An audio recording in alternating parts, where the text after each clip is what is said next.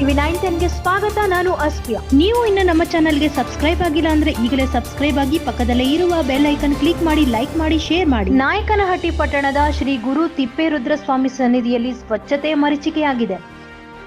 ಮಧ್ಯ ಕರ್ನಾಟಕದ ಪವಾಡ ಪುರುಷ ಗುರು ತಿಪ್ಪೇರುದ್ರಸ್ವಾಮಿ ಪುಣ್ಯಕ್ಷೇತ್ರದಲ್ಲಿ ಸ್ವಚ್ಛತೆ ಮರೀಚಿಕೆಯಾಗಿದೆ.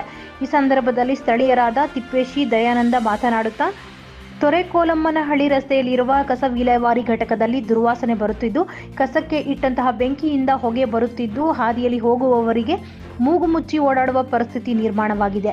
ಪ್ರತಿನಿತ್ಯವೂ ಶಾಲಾ ವಿದ್ಯಾರ್ಥಿಗಳು ಹಾಗೂ ಸಾರ್ವಜನಿಕರು ತಮ್ಮ ಕೆಲಸಗಳ ನಿಮಿತ್ತ ಪಟ್ಟಣಕ್ಕೆ ಇದೇ ರಸ್ತೆ ಮಾರ್ಗದಲ್ಲಿ ಆಗಮಿಸುತ್ತಾರೆ. ಕಸ ವಿಲೇವಾರಿ ಘಟಕದ ಪಕ್ಕದಲ್ಲಿ ಪ್ರವಾಸಿ ಮಂದಿರ ಮತ್ತು ಸಮುದಾಯ ಆರೋಗ್ಯ ಕೇಂದ್ರ, ಹತ್ತಿರದಲ್ಲೇ ರೈತ ಸಂಪರ್ಕ ಕೇಂದ್ರವಿದ್ದು, ಇಲ್ಲಿ ಬರುವ ವಾಸನೆಯಿಂದ ಸಾಂಕ್ರಾಮಿಕ ರೋಗ ಹರಡುವ ಭೀತಿ ಎದುರಾಗಿದೆ. ಕಸ ವಿಲೇವಾರಿ ಘಟಕದಲ್ಲಿ ಹಂದಿಗಳು ಸೇರಿಕೊಂಡು ಕಸವನ್ನೆಲ್ಲ ಹರಡಿ ದುರ್ವಾಸನೆ ಬರೋ ಹಾಗೆ ಮಾಡುತ್ತಿದ್ದು ಮತ್ತು ಕೋಳಿ ಅಂಗಡಿಯಿಂದ ಬಂದ ತ್ಯಾಜ್ಯವನ್ನು ರಸ್ತೆಯ ಪಕ್ಕದಲ್ಲಿ ಹಾಕುತ್ತಿದ್ದು, ಅದು ಗಾಳಿಗೆ ರಸ್ತೆಗೆಲ್ಲ ಹಾರಿ ಸಾರ್ವಜನಿಕರ ಮೇಲೆ ಬೀಳುತ್ತಿದ್ದು, ಪಟ್ಟಣ ಪಂಚಾಯಿತಿಯ ಯಾವುದೇ ಅಧಿಕಾರಿಗಳು ತಲೆ ಕೆಡಿಸಿಕೊಳ್ಳುತ್ತಿಲ್ಲ. ಸ್ವಚ್ಛ ಭಾರತ ಆಂದೋಲನ ಜಾರಿಗೆ ತಂದರೂ ಈ ಪಟ್ಟಣದಲ್ಲಿ ಸ್ವಚ್ಛತೆನೇ ಇಲ್ಲ. ಪಟ್ಟಣ ಪಂಚಾಯಿತಿ ಅಭಿವೃದ್ಧಿ ಮಾಡದೆ ಸಂಪೂರ್ಣವಾಗಿ ವಿಫಲವಾಗಿದೆ. ಪ್ಲಾಸ್ಟಿಕ್ ಮುಕ್ತ ನಗರ ಎಂದು ಅಂಗಡಿಗಳಲ್ಲಿ ಮತ್ತು ವ್ಯಾಪಾರಸ್ಥರಲ್ಲಿ ದೊರೆಯುವ ಪ್ಲಾಸ್ಟಿಕ್ಗಳನ್ನು ಅಧಿಕಾರಿಗಳು ವಶಪಡಿಸಿಕೊಳ್ಳುತ್ತಿದ್ದಾರೆ. ಕಸದ ಜೊತೆ ಇದ್ದ ಪ್ಲಾಸ್ಟಿಕ್ಗಳು ಗಾಳಿಗೆ ಹಾರಿ ಸಂತೆಗಾಗಿ ಮೀಸಲಿರೋ ಜಾಗದಲ್ಲೆಲ್ಲ ಬೀಳುತ್ತಿದ್ದು, ಯಾವೊಬ್ಬ ಅಧಿಕಾರಿಯೂ ಇತ್ತ ಕಡೆ ಗಮನ ಹರಿಸಿಲ್ಲ. ಪಟ್ಟಣ ಪಂಚಾಯಿತಿಯಲ್ಲಿ ಅಧ್ಯಕ್ಷರು, ಉಪಾಧ್ಯಕ್ಷರು, ಮುಖ್ಯ ಅಧಿಕಾರಿ ಕಾಯಂ ಇಲ್ಲದ ಕಾರಣ ಸಿಬ್ಬಂದಿಗಳಿಗೆ ಹೇಳುವವರು ಕೇಳುವವರು ಇಲ್ಲದಂತೆ ಆಗಿದೆ ಎಂದರು.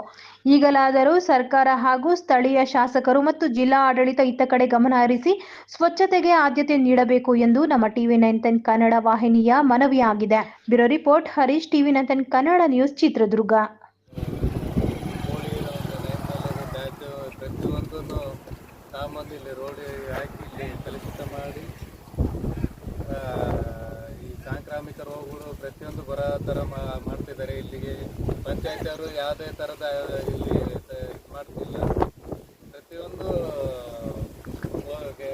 ನಾಯಕಟ್ಟಿಯಿಂದ ತಂದು ಇಲ್ಲಿ ವೇಸ್ಟೇಜ್ ಎಲ್ಲ ತಂದು ಇಲ್ಲಿ ಹಾಕ್ತಿದ್ದಾರೆ. ಹಾಗಾಗಿ ಇದಕ್ಕೆ ಒಂದು ಸೂಕ್ತವಾದ ಕ್ರಮ ಕೈಗೊಳ್ಳಬೇಕಕ್ಕೆ